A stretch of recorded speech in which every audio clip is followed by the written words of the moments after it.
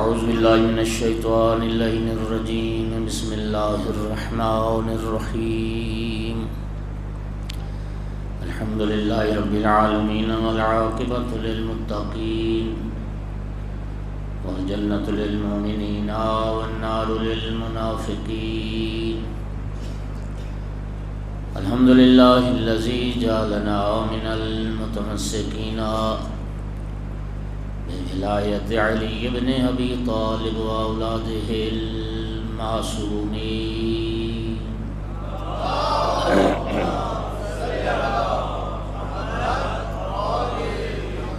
الحمد للہ الذی جعلنا من الباقین علی سید الشہداء واولادہ واصحابہ المظلومین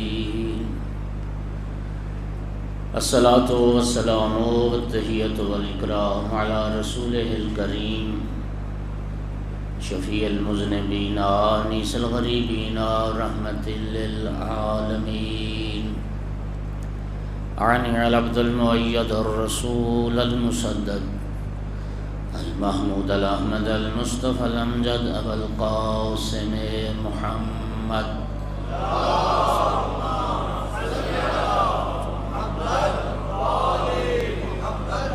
ثم الصلاة والسلام والتحیۃ والاکرام علی آلہ الطیبین الطاہرین المعصومین المنتجبین المنتخبین المظلومین واللعنۃ الدائمۃ علی اعدائہم ملعونین من یوم عداوتہم الی قیام یوم الدین وبعد یوم الدین اما بعد فقال سبحانہ وتعالی فی کتابہ المجید بسم اللہ الرحمن الرحیم قل لا اسألکم علیہ اجرا الا المودۃ فی القربى والصلوات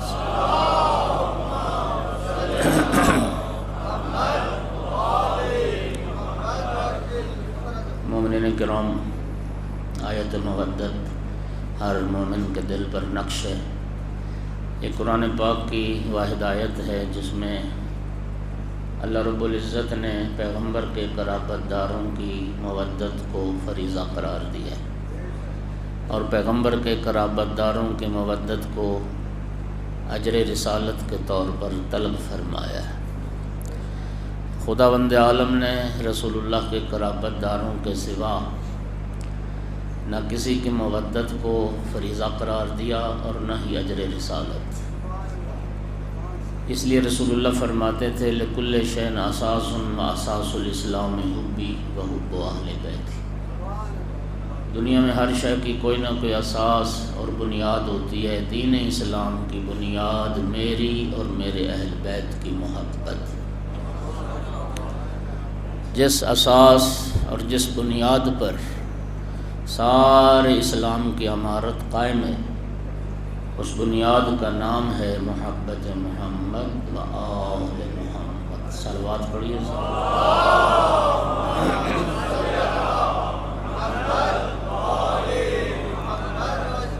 اور جن ہستیوں کی مودت اللہ نے واجب کی، ان میں ایک ہستی امام حسن مجتبی علیہ السلام کی ہستی۔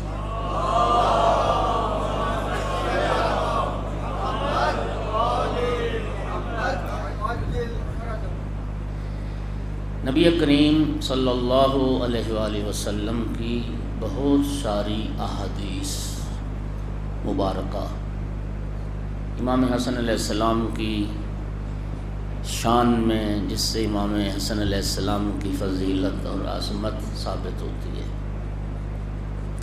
تین طرح کی احادیث ہیں۔ ایک سلسلہ حدیث تو وہ ہے جو مطلقاً اہل بیت کے حوالے سے نبی کریم کی حدیث ہیں، سب اہل بیت کا ذکر ہے، ظاہر ہے اس میں بھی امام حسن علیہ السلام شامل ہے۔ ایک سلسلہ حدیث کا وہ ہے جو صرف امام حسن امام حسین علیہم الصلاۃ والسلام ان دونوں بھائیوں کی جو فضیلت بیان ہوئی ہے، وہ بھی کافی ساری حدیث ہیں جن میں دونوں شہزادوں کا تذکرہ ہے۔ اور ایک طرح کا سلسلہ حدیث وہ ہے جس میں صرف امام حسن علیہ السلام کا ذکر ہے، چونکہ امام حسن علیہ السلام امام حسین علیہ السلام سے پہلے اس دنیا میں آئے، ایک سلسلہ وہ بھی ہے۔ اب یہ چھوٹی سی حدیث کتنی خوبصورت ہے، فرمایا الحسن منی وانا منہ، حسن مجھ سے ہے اور میں حسن سے۔ اللہ تعالیٰ کی اس پوری کائنات میں صرف 4 ہستیاں ہیں جن کے لیے رسول اللہ نے فرمایا یہ مجھ سے ہیں۔ جی سے والا رشتہ صرف 4 لوگوں سے، علی منی وانا منہ، علی مجھ سے، فاطمہ بضعۃ منی، فاطمہ بھی مجھ سے ہے، میرا ٹکڑا، الحسن منی، حسن بھی مجھ سے، الحسین منی، حسین بھی مجھ سے۔ باقی لوگوں کا جو تعلق رسول اللہ سے بنتا ہے نا، وہ کی سے بنتا ہے، سے نہیں بنتا ہے۔ رسول کی زوجہ، رسول کے اصحاب، رسول کی امت، تو میرا بھائی کی والے اور ہیں، سے والے اور، جن سے صرف یہ 4 ہستیاں ہیں جن کو رسول اللہ نے فرمایا کہ مجھ سے، اور حدیث قصہ میں سب کو اکٹھا فرمایا انہم منی، یہ سب مجھ سے ہیں، وَأَنَا مِنْهُ، اور میں ان سے۔ یعنی حقیقت محمدیہ کے یہ اجزاء ہیں۔ صلوات تو پڑھی آقا کی ذات پہ بلا۔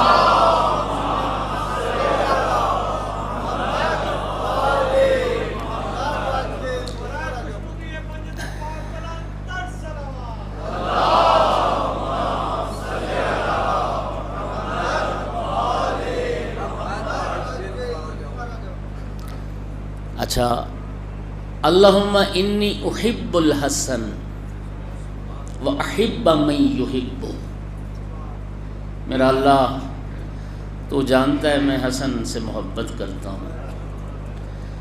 نبی کریم کی کیا خوبصورت دعا، میرا اللہ تو بھی اس سے محبت کر جو میرے حسن سے محبت کر۔ یعنی فرمان رسالت کے مطابق جو محب حسن ہے وہ محبوب خدا ہے۔ جو امام حسن علیہ السلام سے محبت کرتا ہے اللہ اس سے محبت کرتا ہے۔ اور پھر ایک بیشتر سلسلہ ہے جن میں دونوں شہزادوں کے لیے فرمایا اللہم انی احب الحسن والحسین، میرا اللہ میں حسن اور حسین سے محبت کرتا ہوں، تو بھی ان سے محبت کر، وحب من یحبہما، تو بھی ان سے محبت کر جو حسن اور حسین سے محبت کر۔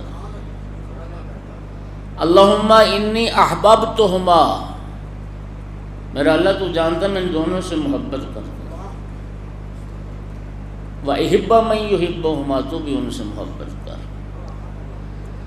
پھر سرکار نے فرمایا جن سے میں محبت کرتا ہوں من احببتہ احبہ اللہ، ومن احبہ اللہ ادخلہ جنات النعیم۔ میرا اللہ میں محبت کرتا ہوں حسن سے، تو بھی اس سے محبت کر جو حسن سے محبت کرے۔ فرمایا جس سے پھر میں محبت کرتا ہوں میرا اللہ بھی اس سے محبت کرتا ہے، جس سے اللہ محبت کرتا ہے اللہ اسے جنت عطا کرتا ہے۔ من ابغضہ ابغضتہ ومن ابغضتہ ابغضہ اللہ ومن ابغضہ اللہ ادخلہ اللہ نار جہنم۔ میرا اللہ جو میرے حسن سے بغض رکھے، یار سرکار تو فیصلہ کر گئے، انجام بھی بتا گئے۔ جو حسن سے بغض رکھتا ہے وہ مجھ سے بغض رکھتا ہے، جو مجھ سے بغض رکھتا ہے خدا سے بغض رکھتا ہے، جو خدا سے بغض رکھتا ہے اللہ اس کا ٹھکانہ جہنم بنا دے۔ توجہ ہو گیا ذرا۔ الحسن والحسین سیدا شباب اہل الجنہ وابوہما خیر منہما یا ابوہما افضل منہما. کیا خوبصورت حدیث ہے. حسن اور حسین جوانان جنت کے سردار ہیں اور ان کے بابا ان سے بھی افضل ہیں، ان کے بابا ان سے بھی بہتر ہیں. توجہ چاہ رہا ہوں میں. حسن اور حسین جوانان جنت کے سردار ہیں. ایک اور حدیث آئی کہ فلاں اور فلاں جنتی بوڑھوں کے سردار ہیں.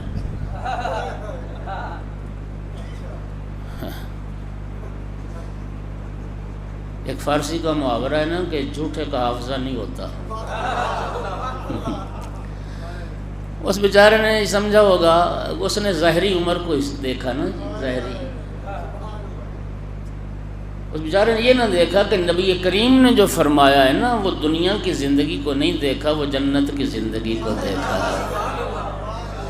اور میرے بھائیو، بچپن بھی کمزوری، بچپن میں بچہ کمزور ہوتا ہے، بڑھاپے میں بھی بندہ کمزور ہو جاتا ہے. جنت میں کمزوری ہے ہی نہیں. جنت میں کمزوری نہیں ہے، اس لیے جنت میں کوئی بوڑھا ہوگا ہی نہیں. جب بوڑھا ہوگا ہی کوئی نہیں وہاں، تو پھر بوڑھوں کے سردار کا مطلب کیا ہے؟ اور بھائی جنتی لوگ سارے جوان ہوں گے، یہاں جوانی چلی جاتی ہے، جنت میں جوانی تمہارا انتظار کر رہی ہے. سب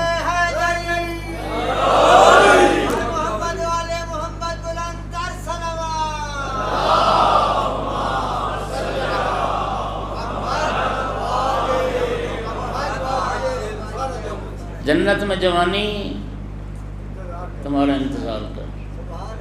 سب جوان ہوں گے. جب سب جوان ہوں گے تو ان کے سردار حسن اور حسین ہوں گے. سب اہل جنت پر سرداری حسنین کی سوائے دو ہستیوں کی، جن کا استثناء خود رسول اللہ نے فرما دیا. ابوہما خیر منہما، ان کے بابا ان سے بھی افضل ہیں. اور خود نبی کریم جو ہیں وہ اس منزل پر ہیں کہ وہ سرداری تقسیم کرنے والے ہیں. رسول اللہ تو سرداری عطا کر رہے ہیں. باقی جتنے بھی اہل جنت ہیں، اہل جنت ان کے سردار حسنین کریمین. حضرت آدم جنتی ہیں، حضرت نوح، ابراہیم علیہ السلام، حضرت موسیٰ، حضرت عیسیٰ، 1.25 لاکھ انبیاء، ان کے اوصیاء، ائمہ، اولیاء، ہادیان برحق سب جنتی ہیں. اور جب سب جنتی ہیں تو ان کے سردار حسن اور حسین.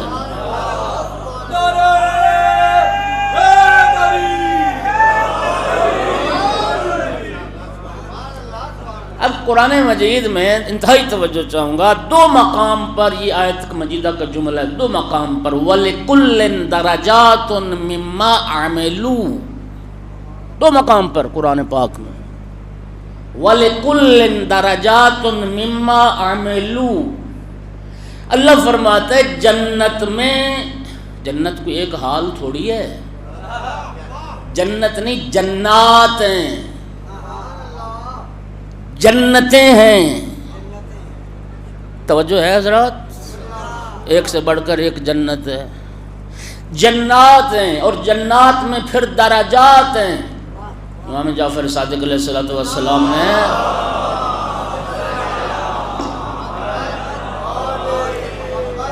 ارشاد فرمایا ان عدد درجات الجنہ علی عدد آیات القرآن. چھٹے امام کی حدیث ہے. جنت کے اتنے درجات ہیں جتنی قرآن پاک کی آیات ہیں. میں حدیث کی روشنی میں بات عرض کر رہا ہوں بڑی ذمہ داری سے اور جرأت کے ساتھ. جنت داخلے کے لیے ولایت علی شرط ہے، جنت کے درجات کے لیے عمل چاہیے.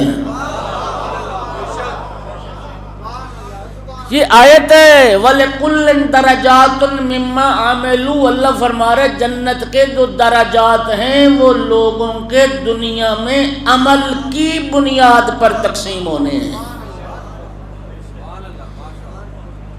اب اندازہ ہوا عمل کی اہمیت کا، اور کسی غلط فہمی میں نہ رہنا۔ امام رضا علیہ السلام فرماتے ہیں، صلوات پڑھو آقا کی ذات پر،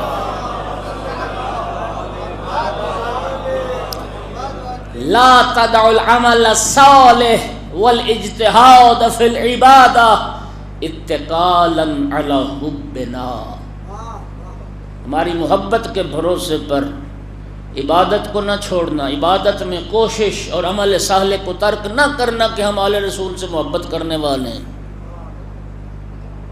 ولا تدع حب آل محمد اتقالا على العبادة، اور نمازوں کے بھروسے پر ہماری محبت کو بھی چھوڑنا نہیں۔ ہاں میں بڑا نمازی ہوں، مجھے آل رسول کی محبت نہیں چاہیے۔ فرمایا انہ لا یقبل احدہما دون الآخر، ایک دوسرے کے بغیر قبول ہونے والی نہیں۔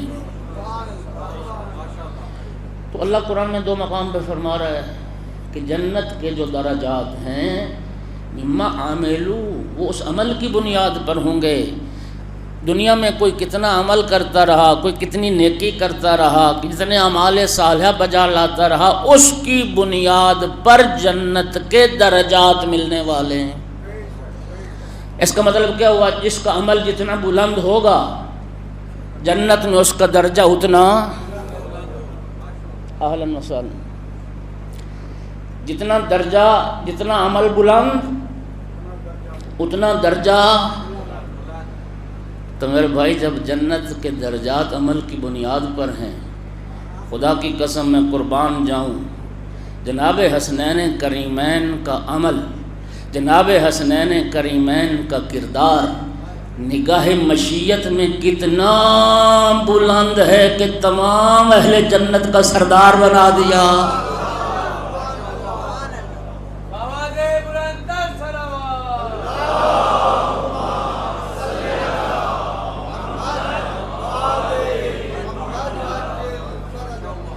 کتنا بلند کردار ہے نگاہ خدا میں، نگاہ مشیت میں، کہ جنت کی سرداری عطا ہوئی جناب حسنین کریمین علیہم الصلاۃ والسلام۔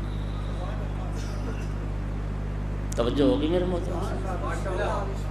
تو جب جو اچھا اب اس سے واضح کیا ہوا؟ سردار تو جنت کے ہو گئے حسنین، تو جو جناب حسنین سے دور ہیں جنت کا خیال چھوڑیں۔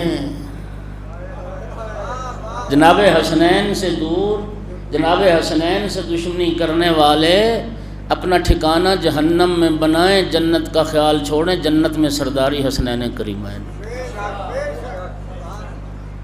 آپ کی توجہ تقسیم ہو گئی ہے۔ دنیا میں جتنے ادارے ہیں، جتنے ادارے، جلدی سے ایک جملہ کہہ کے آگے بڑھنا چاہتا ہوں، ہر ادارے میں جو سربراہ ہوتا ہے، چیف ایگزیکٹو ہوتا ہے، وہ ایک ہوتا ہے، ایسے نہیں؟ کسی ٹرسٹ کا صدر کوئی ایک ہوگا، ملک کا وزیر اعظم ایک ہوگا، ہاں جی، آرمی کا کمانڈر ان چیف ایک ہوگا، وغیرہ وغیرہ۔ تمام دنیا کے اداروں میں ایک سربراہ ہوتا ہے۔ جنت واحد ادارہ ہے جہاں رسول فرماتے ہیں دو سردار ہیں۔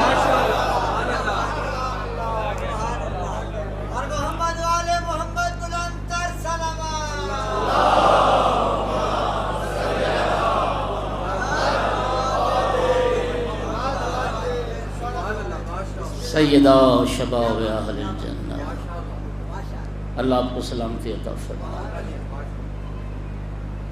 انا اعطیناک الکوثر، لوگ تانا دیتے تھے نبی پاک کو ابتر ہونے کا، اللہ پاک نے فرمایا سورہ مبارکہ کوثر کو نازل کیا، ارشاد پروردگار ہوا محبوب گھبرانی، تیرا دشمن ابتر ہے، میں تو تجھے اولاد کثیر عطا کرنا ہے۔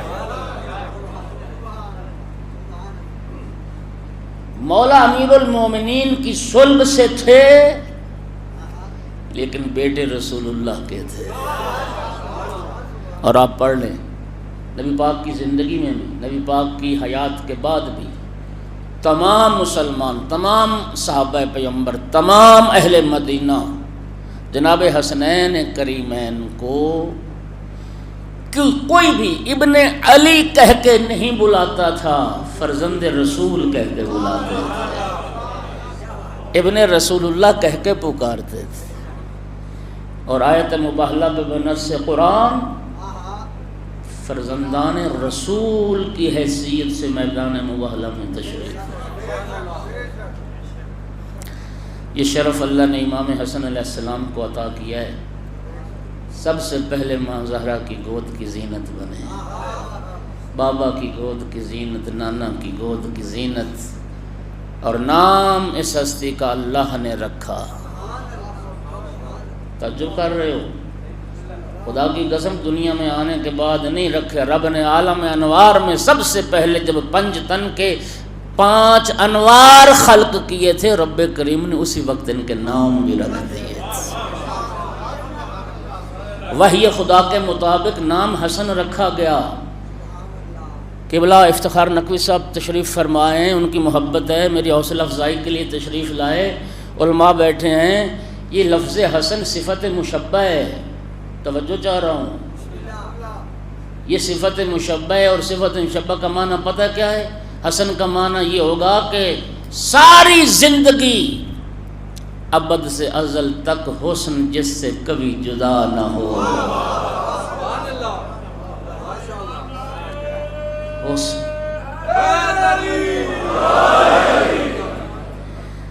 حسن جس سے کبھی جدا نہ ہو۔ اور یہ نام اللہ رب العزت کو رسول اللہ کے بیٹوں کے لیے اتنا پسند آیا، بڑے بیٹے کا نام حسن رکھا، چھوٹے بیٹے کا نام حسین رکھا۔ یہ حسین اسی اسم حسن کا اسم تصغیر ہے، بڑے خوبصورت کو حسن کہتے ہیں، چھوٹے خوبصورت کو حسین کہتے ہیں۔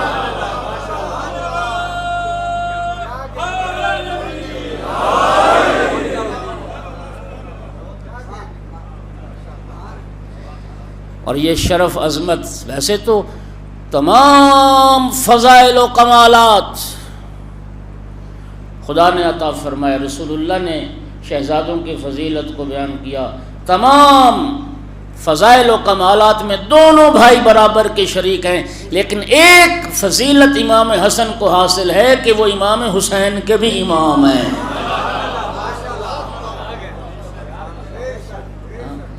یار کیا عظمت اس امام کی جس کا ماموم حسین جیسا ہو۔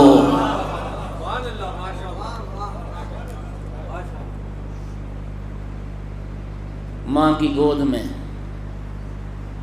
اور ٹک ٹکی آسمان پہ، نانا کی گود میں یوں دیکھتا ہے۔ کسی نے پوچھا بچہ، یا رسول اللہ آپ کا بیٹا آسمان کی طرف مسلسل دیکھتا رہتا ہے۔ فرمائے یطالع اللوح المحفوظ، ماں کی گود میں بھی میری گود میں بھی بیٹھ کے لیٹ کے لوح محفوظ کا مطالعہ کرتا ہے۔ نبی کریم نے ابھی امام حسین علیہ السلام کی ولادت باسعادت نہیں ہوئی تھی، فرمایا نا، نبی کریم نے فرمایا جس نے جوانان جنت کا سردار دیکھنا وہ میرے بیٹے حسن کو دیکھے، میرے بیٹے حسن کو دیکھے۔ اور مومنین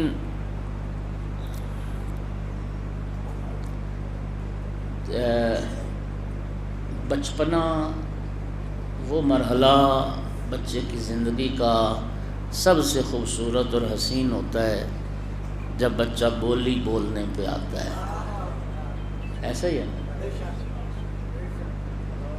امام مجتبیٰ علیہ السلام کا بچپنا، نبی کریم کے پاس آتے، نانا کی گود میں بیٹھتے، رسول اللہ گود میں بٹھا کے خطبہ ارشاد فرماتے، گفتگو فرماتے، اور پھر جو نانا کی زبان سے سنتے، گھر آتے تو ماں پوچھتی بیٹا سناؤ آج کیا سن کے آئے ہو۔ پھر امام حسن علیہ السلام وہ ترجمانی فرماتے، جو کچھ نانا سے سنا ہوتا وہ ماں کو سناتے۔ اور مولا امیر المومنین علیہ السلام جب گھر تشریف لاتے، جناب سیدہ حضرت امیر المومنین کے سامنے ان باتوں کا تذکرہ کرتی۔ ایک دن آقا امیر المومنین نے پوچھا بنت پیغمبر آپ تو گھر میں ہوتی ہیں، آپ کو کیسے پتہ چلتا ہے کہ آج آج آپ کے بابا نے کیا فرمایا؟ آج کون سی آیات آئیں؟ فرمایا میرا بیٹا حسن آ کے ساری باتیں سناتا ہے۔ تو اتنی بات خوبصورت تو تھی نا کہ مولا امیر المومنین کے دل میں تمنا پیدا ہوئی کہ میں بھی سنوں میرا بیٹا حسن کیسے وحی کی ترجمانی کرتا ہے۔ اگلے دن مولا امیر المومنین پہلے تشریف لے آئے اور گھر میں پردے کے پیچھے آ کے چھپ گئے۔ امام مجتبی علیہ السلام حسب دستور آئے، ماں نے پوچھا بیٹا سناؤ آج نانا کی زبان سے کیا سن کے آئے ہو؟ بیان کرنے کی کوشش کی تو زبان لڑکھڑانے لگ گئی۔ وہ روانی بیان نہیں تھی، وہ سلاست نہیں تھی۔ ماں نے پوچھا بیٹا آج کیا بات ہے تمہاری زبان لڑکھڑا رہی ہے، وہ روانی بیان کہاں گئی؟ جواب سنی، عرض کہ یا اماں قد تلجل جاؤ لسانی وقل بیانی لعل سیدی یرانی۔ اماں جان آج میری زبان میں لکنت اس لیے ہے اور آج روانی بیان اس لیے ختم ہو گئی، مجھے یوں لگتا ہے کوئی میرا سردار ہے جو چھپ کے مجھے دیکھ رہا ہے۔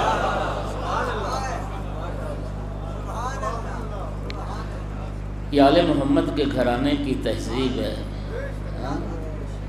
افضل کے ہوتے ہوئے مفضول کیسے بات کرے؟ اس لیے تو بعض علماء کہتے ہیں کہ مولا امیر المومنین کے جو خطبات ہیں نہج البلاغہ میں، یہ سارے رحلت پیغمبر کے بعد کے خطبات ہیں۔ نہج البلاغہ میں ایک خطبہ بھی ایسا نہیں جو مولا علی نے رسول اللہ کے سامنے پڑھا۔ بات سمجھ آئی ہے؟ آقا امیر المومنین آگے بڑھے، بیٹے کو سینے سے لگایا، اور اس میں ہمارے لیے ایک درس ہے۔ محمد و آل محمد علیہ السلام کا کوئی عمل ایسا نہیں جس میں ہمارے لیے درس نہ ہو۔ جناب سیدہ صلوات اللہ علیہ کا یہ عمل دنیا کی عورتوں کے لیے، کنیزان حضرت زہرا صلوات اللہ علیہ کے لیے ایک درس ہے۔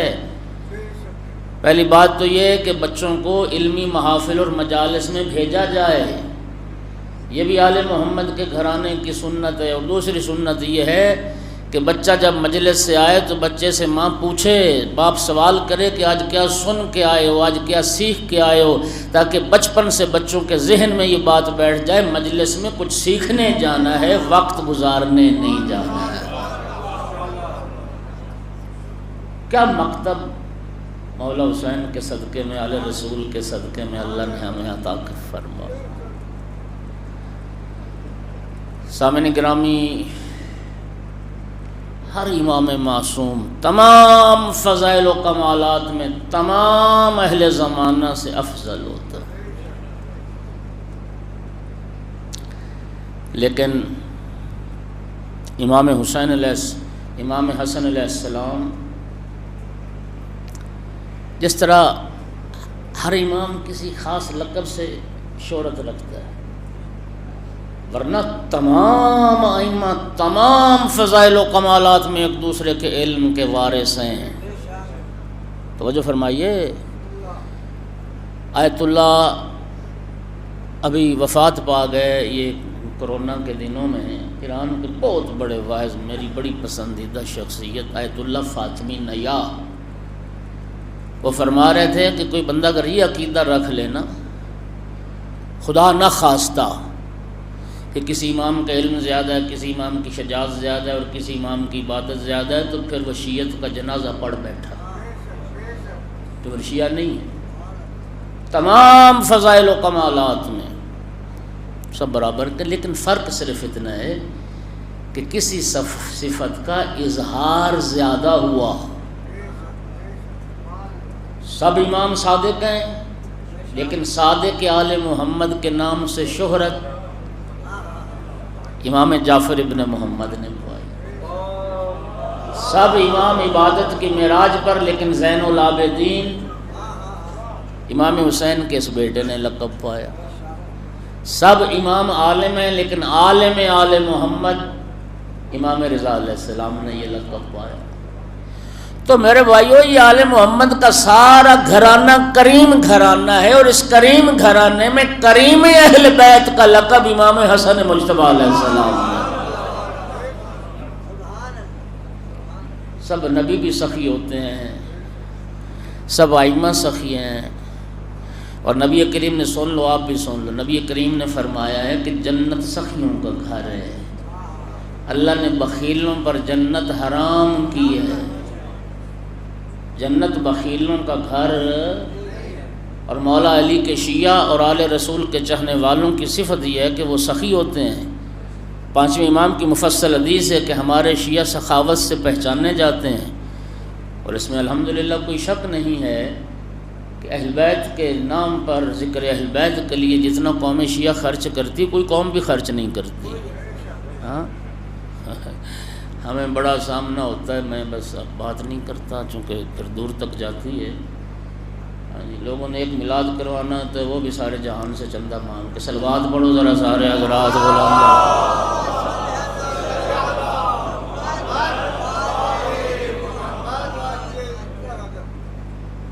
لیکن اللہ جانتا ہے سب نبی، سب ائمہ، سب سخی ہوتے ہیں، لیکن دسترخوان صرف امام حسن کا شہرت رکھتا ہے۔ دسترخوان لنگر مولا حسین کا،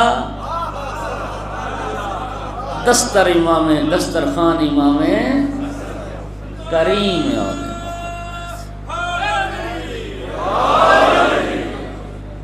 کریم آل محمد۔ امام حسن علیہ السلام کا بچپنا نانا کی گود میں۔ ایک بزرگ مسجد میں داخل ہوئے، مسجد نبوی میں، آقا کو سلام کیا، سرکار نے سلام کا جواب دیا۔ سرکار نے فرمایا کیسے آنا ہوا؟ یا رسول اللہ میں کچھ مسائل میں الجھا ہوں، ان کا جواب چاہیے تھا۔ نبی کریم نے بچے کو گود سے اتارا، امام حسن کو گود سے اتارا، فرمایا میرے بیٹے حسن سے پوچھو۔ اچھا، اس بزرگ نے بھی یہ نہیں کہا کہ نہیں میں تو آپ سے پوچھوں۔ ہاں، وہ ہم جیسا ہوتا تو اعتراض ہی کر دیتا، نہیں بچے سے کیا پوچھنا، میں تو آپ سے پوچھنے آیا ہوں۔ کیونکہ وہ جو شخصیت پوچھنے والی تھی وہ جانتی تھی کہ محمد کے گھرانے میں کوئی چھوٹا بڑا نہیں ہوتا۔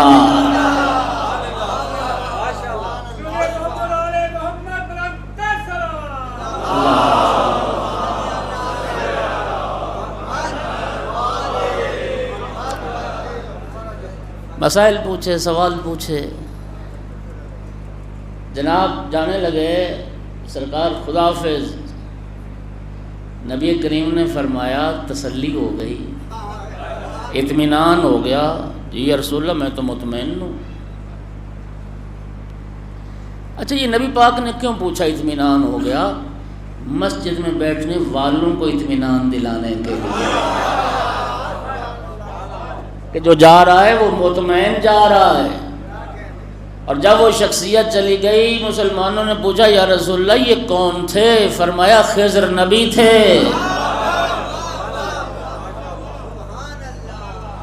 امام رضا علیہ السلام نے فرمایا ہے کہ حضرت خضر نے آب حیات پیا ہے، وہ ہمارے پاس آتے ہیں ہمیں سلام کرنے، وہ ہماری ملاقات کے لیے آتے ہیں۔ اور اس غیبت کبریٰ کے زمانے میں امام صاحب العصر اجل اللہ فرج الشریف کے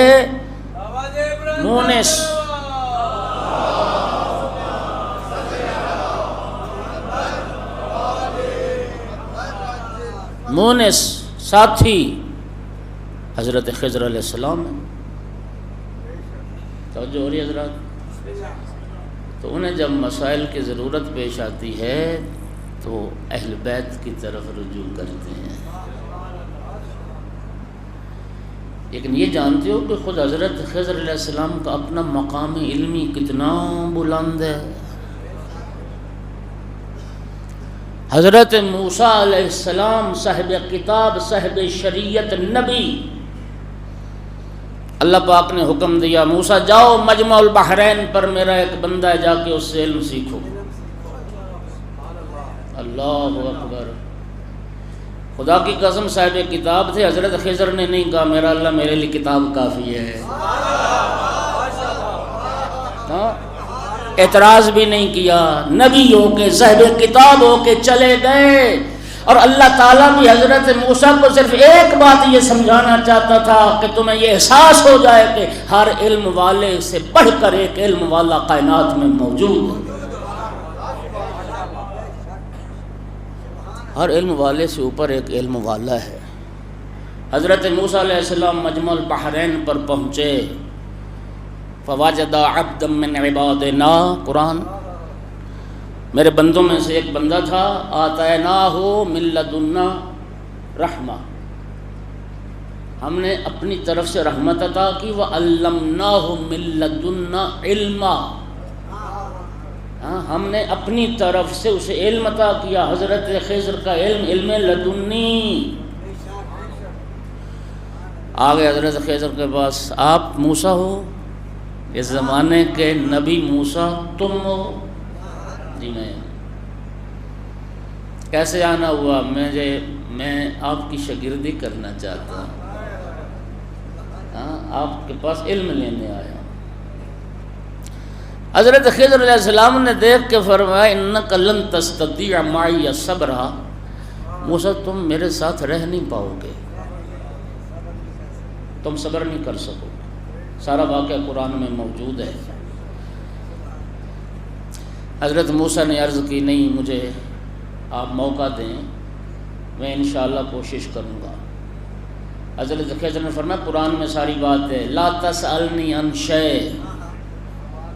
یہ جملہ ذہن میں رکھنا ہے، آپ نے تھوڑا سفر کرنا ہے، یہ جملہ ذہن میں رکھنا ہے. حضرت خضر نے فرمایا اگر میرے ساتھ رہنا ہے تو پھر شرط یہ ہے کہ مجھ سے تم نے کوئی سوال نہیں پوچھنا، میں خود کسی بات کی وضاحت کروں تو کروں، تمہیں میں یہ حق نہیں دیتا کہ تم مجھ سے پوچھو کہ یہ کیوں ہے.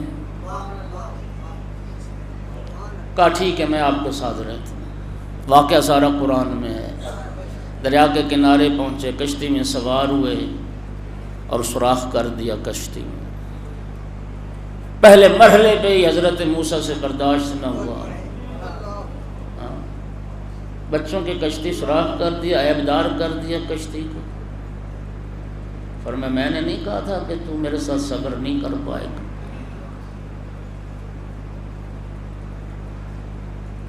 اپنا وعدہ یاد آ گیا. کہا نہیں، بس ایک موقع مجھے اور دیں. آگے پہنچے، کسی بستی میں دیوار گر رہی تھی، کچی دیوار. فرمایا تیار ہو، گارا بناتے ہیں اور اس دیوار کو دوبارہ بناتے ہیں. دیوار بنائی، بستی والوں سے کھانا پانی مانگا، کسی نے کھانا نہ دیا. پھر نہ برداشت ہوا کہ یہ کہ وہ ہم نے ان کی مفت میں دیوار بنا کے دی اور انہوں نے ہمیں کھانا بھی نہیں. فرمایا میں نے نہیں کہا تھا کہ تم صبر نہیں کر پاؤ. پھر ایک بچے کو قتل کر دیا. حضرت موسیٰ سے پھر برداشت نہ ہوا کہ یہ کیوں کیا. حضرت خضر نے فرمایا ھذا فراقی، ہاں جی، ھذا فراقکم بینی و بینک، بس تیرا میرا راستہ جدا ہے، تو میرے ساتھ چل نہیں سکتا. توجہ، حضرت خضر نے یہ بتا دیا ما فعلت عن امری، میں نے جو کیا وہ اپنی مرضی سے نہیں کیا، میں نے بھی اللہ کے حکم سے کیا ہے. اچھا اس کی حکمت کیا ہے، راز کیا ہے، وہ سارا اپنی جگہ پر ہے.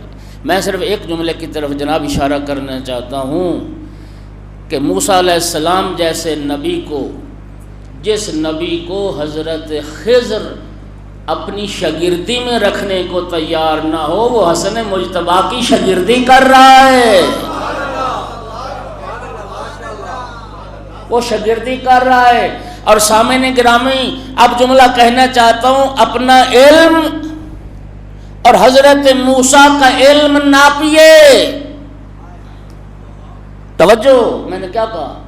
اپنا علم اور حضرت موسیٰ کا علم ناپیے، پھر حضرت موسیٰ کا علم اور حضرت خضر کا علم ناپیے، پھر حضرت خضر اور امام حسن کا علم ناپیے.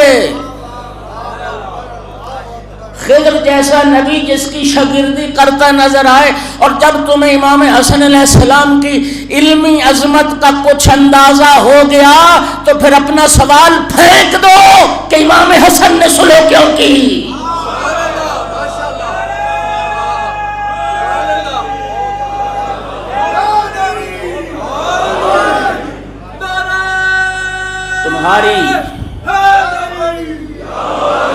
تمہاری حیثیت کیا ہے، تمہاری اوقات کیا ہے؟ امام حسن علیہ السلام سے پوچھو کہ تم نے صلح کیوں کی؟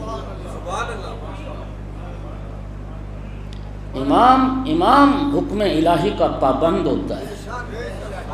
ہاں، تمہیں امام سے سوال کرنے کا کیا حق ہے؟ امام نے صلح کیوں کی؟ صلح رسول اللہ نے بھی کی. رسول اللہ نے صلح کی تو لوگوں کو نبوت پہ شک ہو گیا. امام حسن نے صلح کی تو امام حسن کی امامت پہ شک ہو گیا. اور میرا بھائی، شک کرنے والوں کے شک کرنے سے نہ نبوت کو نقصان ہوا نہ امامت کو نقصان ہوا، شک کرنے والوں کا ضرور ہو گیا. صلوات پڑھ دو محمد و آل محمد کے ذات میں بلند آواز.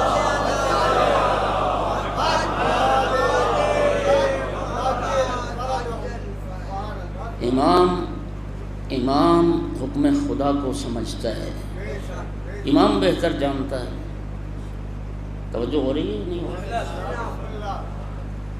آپ آئمہ کی سیرت کو دیکھ لیں، نبی کریم کی آپ زندگی کو دیکھ. نبی کریم کی زندگی میں رسول اللہ نے حدیبیہ پر تلوار نہیں اٹھائی، توجہ، صلح کی. لیکن حنین میں تلوار اٹھا لی. چونکہ نبی ہو یا امام ہو، ان کا جو ہدف اور مقصد ہے وہ ہے نصرت دین الہی. وہ اللہ کے دین کی حفاظت کرنا چاہتا ہے، لہذا معصوم بہتر جانتا ہے تلوار کہاں اٹھانی ہے، صلح کہاں کرنی ہے. مولا علی علیہ السلام نے رحلت پیغمبر کے بعد 25 سال تک تلوار نہیں اٹھائی. جمل اور صفین میں اٹھا لی، علی سمجھتے تھے اب تلوار اٹھانے کا وقت ہے. امام حسن علیہ السلام نے زندگی میں صلح کی تلوار نہیں اٹھائی، امام حسین نے اٹھائی کہ اب اٹھانے کا وقت ہے. امام معصوم بہتر جانتا ہے کہاں صلح کرنی ہے کہاں، اور ہدف صرف ایک ہے، دین اسلام کی حفاظت اور دین خدا کی حفاظت. آج شہادت کا دن تھا، آؤ آج پرسہ دیتے ہیں. آج کائنات عالم میں نگاہ کرو نا، سب سے زیادہ دکھی جو ہستی نظر آئے گی وہ رسول کی بیٹی. باپ کا جنازہ بھی اسی تاریخ کو اٹھا اور بیٹے کا جنازہ بھی اسی تاریخ. اجرکم علی اللہ. اللہ اکبر. نبی کریم پیار تو دونوں نواسوں سے کرتے تھے، لیکن امام حسن علیہ السلام کے لب چومتے تھے، امام حسین علیہ السلام کا گلا چومتے تھے. امام حسین نے عرض کی، اماں کیا بات ہے، نانا بھائی حسن کے لب چومتے اور میرا گلا. جناب سیدہ نے جب سوال کیا، سرکار نے فرمایا، فاطمہ بیٹی، میں حسن کے لب اس لیے چومتا ہوں، ان لبوں سے زہر دغا متصل ہوگا. حسین کا گلا اس لیے چومتا ہوں، اس گلے سے خنجر جفا متصل.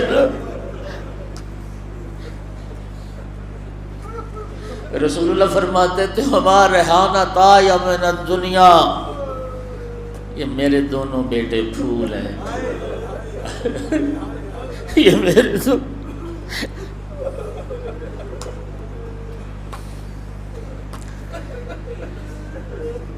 عزاداروں. کسی کے کہنے پر جودہ بنت اشعث نے فرزند رسول امام حسن علیہ السلام کو زہر دیا ہے. میں ایک جملہ اور عرض کروں گا. دونوں شہزادوں کے لیے نا جنت سے جو لباس آیا تھا وہ سفید لباس تھا. امام حسن علیہ السلام آگے بڑے عرض کی، نانا جان، مدینہ کے بچوں کے رنگ برنگے لباس ہیں، تو میرا لباس، میں بھی رنگین لباس چاہتا ہوں. سرکار نے تشت پانی کا منگوایا، لباس پانی میں رکھا، دستے مبارک لباس پر رکھا، فرمایا بیٹا بتاؤ تم کون سا رنگ پسند کرتے ہو؟ نانا جان سبز رنگ پسند ہے۔ رسول اللہ فرماتے ہیں شب معراج جب میں جنت میں گیا تھا امام حسن علیہ السلام کا جو محل تھا وہ سبز زبردج کا تھا، اور امام حسین علیہ السلام کا جو محل تھا جنت میں وہ سرخ یاقوت کا تھا۔ سرکار نے پانی ڈالا، لباس کا رنگ سبز ہوا۔ امام حسین علیہ السلام آگے بڑھے، سرکار نے فرمایا بیٹا تمہیں کون سا رنگ پسند ہے؟ نانا مجھے سرخ رنگ پسند۔ سرکار نے پانی ڈالا اور لباس کا رنگ سرخ ہوا۔ عزادارو یہ اس انجام کی طرف اشارہ تھا، ایسا کاری زہر ملا امام حسن علیہ السلام کو کہ زہر ملنے کے بعد امام حسن علیہ السلام کے بدن مبارک کا رنگ سبز ہو گیا تھا۔ اجرکم علی اللہ۔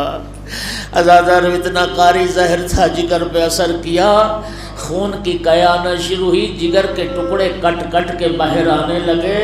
جناب ام فروا اٹھا رہی تھی، میری آقا زادی زینب آئی، جناب قاسم کی ماں نے ٹکڑے چھپانا چاہے، فرمایا قاسم کی ماں نہ چھپا، میں اپنے بھائی کے جگر کے ٹکڑے ہاتھوں میں اٹھے۔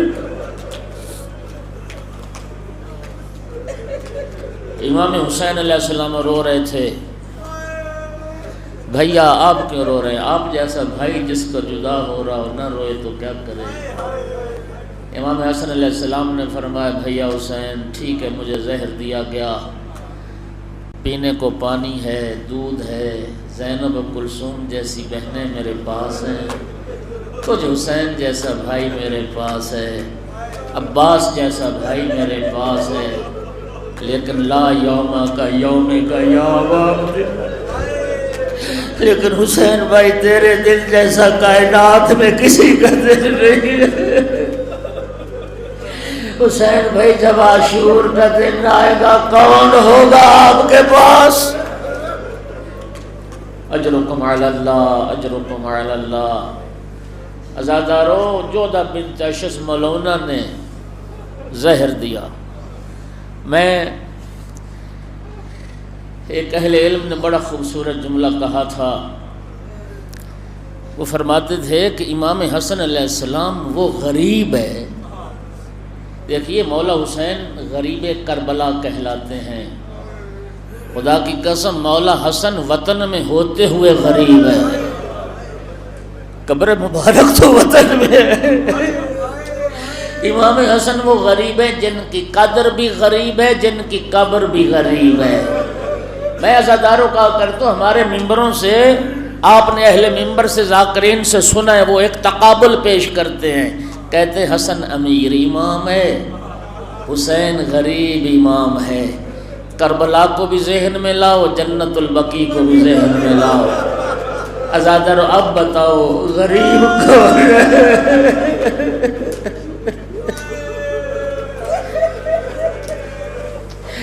جس کی آج بھی رسول کے بیٹے کی قبر پر تاریخ کی ہے آئمہ باقی کے اجڑے ہوئے مزارات۔ اس لیے امام خمینی نے فرمایا تھا جس نے اجڑی ہوئی جنت دیکھنی ہو وہ جنت البقیع کو دیکھے، اجڑی ہوئی جنت۔ حسن امیر امام ہے، حسین غریب امام ہے۔ آپ حضرات سارے گواہی دو گے، 12 مرتبہ مجھے بھی رب نے شرف عطا کیا مدینہ میں، میں نے جنت البقیع میں جو حالات دیکھے ہیں آپ یقیناً تائید کرو گے، جو حضرات گئے ہیں وہ ذرا سن لینا۔ جو غریب امام ہے، جو غریب اس کے زائر کے پاؤں چومے جاتے ہیں، جو غریب امام ہے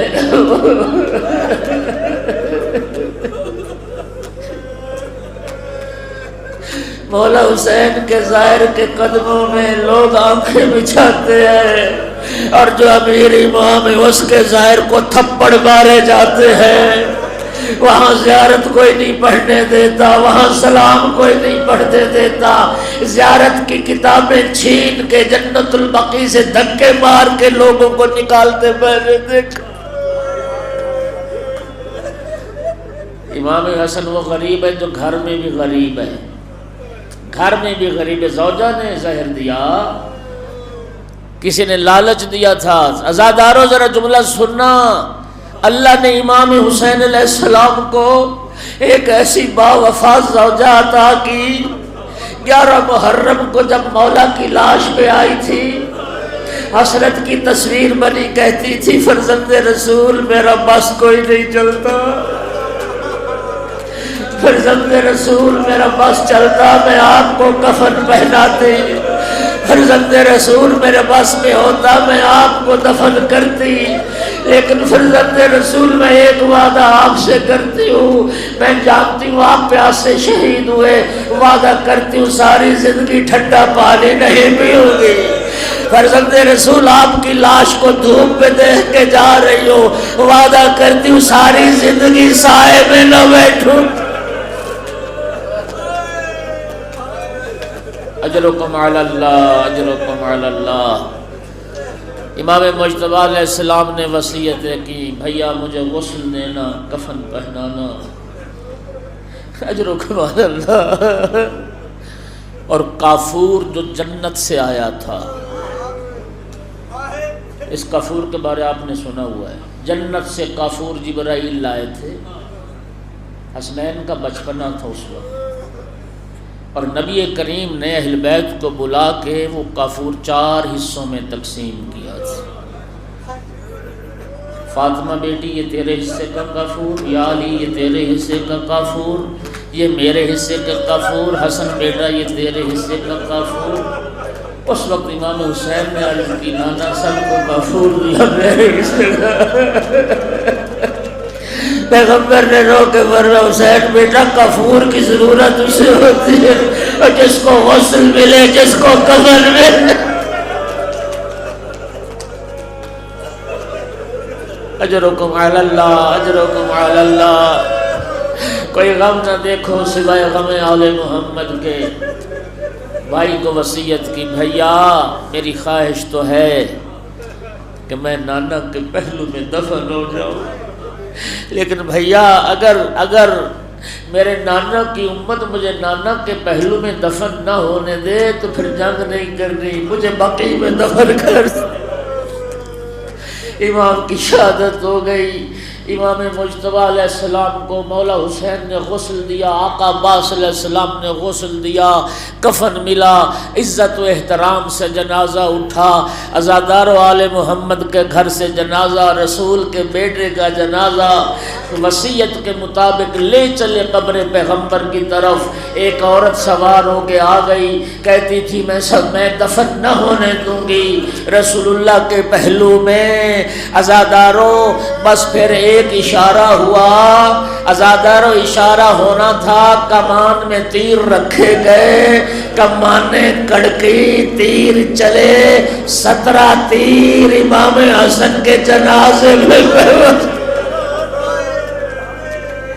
اجرکم علی اللہ. مولا حسین نے فرمایا میرے بھائی کی وصیت تھی جنگ نہیں ہوگی، جنازہ گھر لے کے آئے. بہن حیران ہو کے کہتی بھیا کیا ہوا؟ خدا کی قسم شیعو تم نے بڑے بڑے جنازے قبرستان جاتے دیکھے، کائنات میں کوئی جنازہ قبرستان جا کے واپس نہ آیا.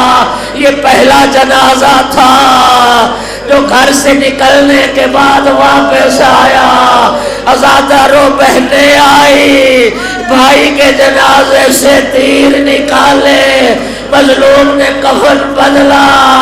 عزادارو جملہ سننا، کیا دشمنی تھی مسلمانوں کو اولاد رسول سے؟ مرنے کے بعد تو دشمنی ختم ہو جاتی ہے، اور جب زہر سے مار لیا تو تیر نہ مارتے. رسول کے مرے ہوئے بیٹے پہ تیر. جنازہ لائیے گا عزادارو. پھر نیا کفن دیا. امام مجتبی کا جنازہ مولا عباس روتے تھے. عزادارو فرزند رسول کا جنازہ ماتم حسین